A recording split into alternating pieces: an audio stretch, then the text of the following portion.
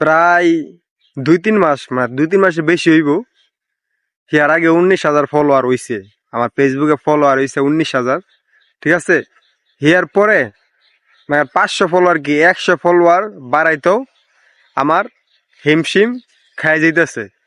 তার মানে কি বোঝায় প্রিয় ভাই, যে সময় বলে আইডি গ্রো করবো, ভিডিও গ্রো করবো, যেই টাইমে পেজটা ঠিক থাকবো, সেই যেই টাইমে কিনা ভিডিও ভাইরাল হইব, ভিডিওর ভিতরে লাইক, কমেন্ট, ভিউ আসবো, সেই টাইমে ঠিক আছে হাজার হাজার ফলোয়ার, হাজার হাজার কমেন্ট, হাজার হাজার ভিউ, হাজার হাজার রেস এঙ্গেজমেন্ট ঠিক আছে আসবে।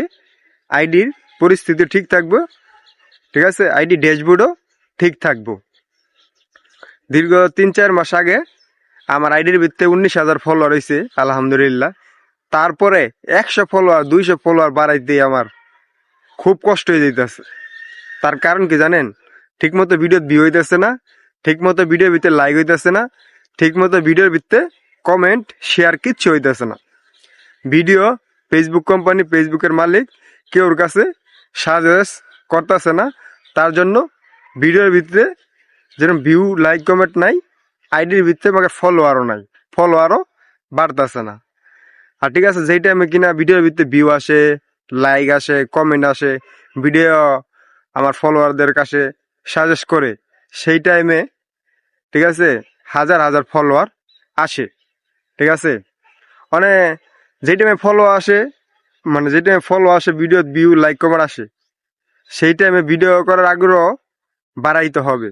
কিন্তু যেই টাইমে কিনা আইডি ডাউন হয়ে যায়, রেজ এঙ্গেজমেন্ট ডাউন হয়ে যায়, ভিডিওতে ভিউ আসে না, ড্যাশবোর্ড লাল হয়ে যায়, ঠিক আছে, ফলোয়ার আসে না ঠিক মতো, সেই টাইমে যদি আমি ভিডিও করা ছাইড়া দিই, ভিডিও না করি, ঠিক আছে, ভিডিও না করি,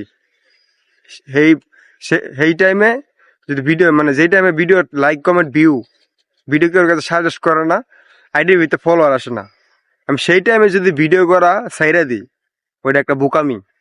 ঠিক আছে, ওইটা একটা 100% একদম বোকামি, ওটা বোকামি করা হবে। একটা কথা মনে রাখতে হবে, আপনার প্রথম প্রথম কিছুই হবে না, পরে ঠিকই হবে, আর চেষ্টা, ধৈর্য থাকতে হবে। আর একটা কথা যে বলে রাখি, যে এক টাইমে যখন দেখবেন আপনার আইডি গ্রো করতেছে, আইডির ভিতরে ফলোয়ার আইতেছে, ঠিক আছে, আরেক টাইমে আসবে না।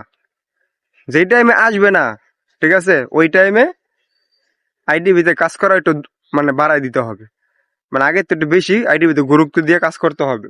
ঠিক আছে, আপনারা এখন আসতেছেন, আপনি আইডির ভিতরে কাজ করা একবারে কমাই দিবেন, আর আইডির রেস এঙ্গেজমেন্ট হালে একবারে কমিয়ে যাইব।